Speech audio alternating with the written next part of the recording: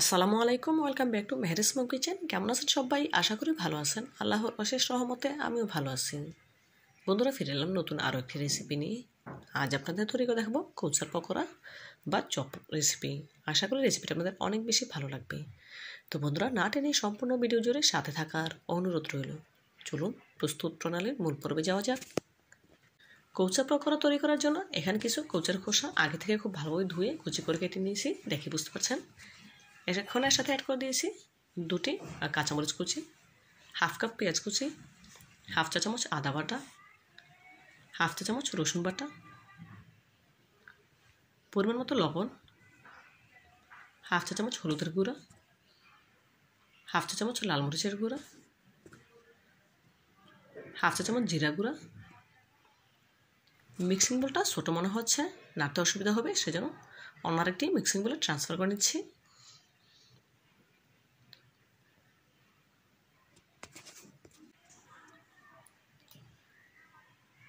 দেখুন, অন্য আরেকটি বলে ট্রান্সফার করে নিয়েছি। এখন এর সাথে অ্যাড করে দেবো হাফ কাপ বেসন,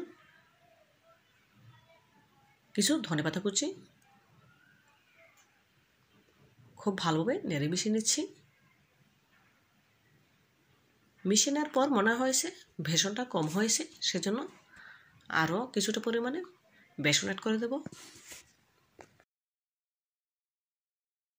এখানে দুইবারে 3/4 কাপ বেসন অ্যাড করেছি।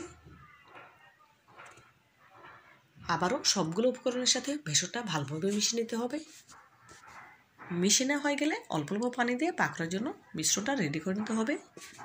যেহেতু কৌচাগুলো কাটার আগে খুব ভালোভাবে ধুয়ে নিয়েছিলাম, সেজন্য খোসাগুলো ড্রাই হয়ে গিয়েছে।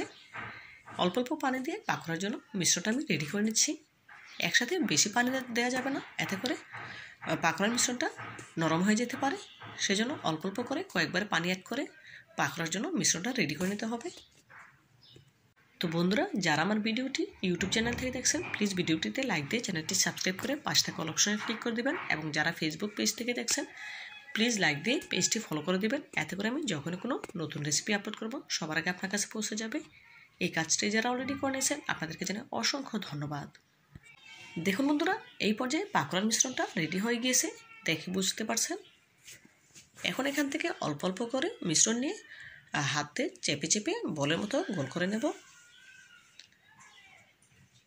দেখেই বুঝে নিতে হবে, বলে বোঝানোর কিছু নেই। আমি পাকোড়াগুলো কীভাবে তৈরি করে নিচ্ছি, এভাবে করে একই প্রসেসে সবগুলো পাকোড়া গোল গোল করে বলের মতো তৈরি করে নেব।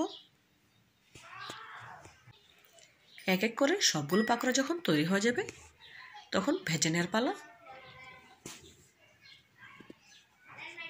ভেজে নেওয়ার জন্য চুলায় আগে থেকে একটি প্যান বসিয়ে নিয়েছি।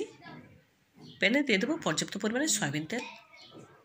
তেল যখন পুরোপুরি গরম হয়ে আসবে, তখন এক এক করে পাকোড়ার বলগুলো দিয়ে দেবো।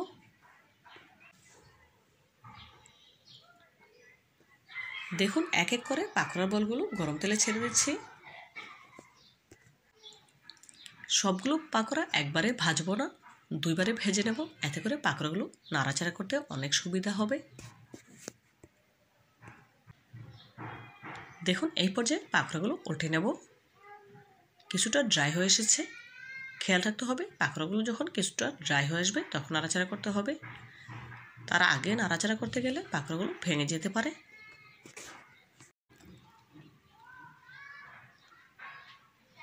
এভাবে করে নেড়েচেড়ে ভেজে নেব যতক্ষণ পর্যন্ত পাকোড়াতে গোল্ডেন ব্রাউন কালার চলে আসছে, ততক্ষণ পর্যন্ত কয়েকবার উল্টে পাল্টে পাকোড়াগুলো গোল্ডেন ব্রাউন কালার করে ভেজে নিতে হবে। কয়েকবার উল্টে পাল্টে ভেজে নেওয়ার পর পাকোড়াতে কিন্তু গোল্ডেন ব্রাউন কালার চলে এসেছে, দেখেই বুঝতে পারছেন। এখন একটি ছাঁকনিতে তুলে এক্সট্রা তেলটা ছেঁকে নিতে হবে। দেখুন, ছাঁকনিতে তুলে নিয়েছি। এক্সট্রা তেলটা ঝরিয়ে তুলে নেব। পাকোড়াগুলো তুলে নেওয়ার পর অবশিষ্ট তেলে দিয়ে দেবো বাকি পকোড়াগুলো।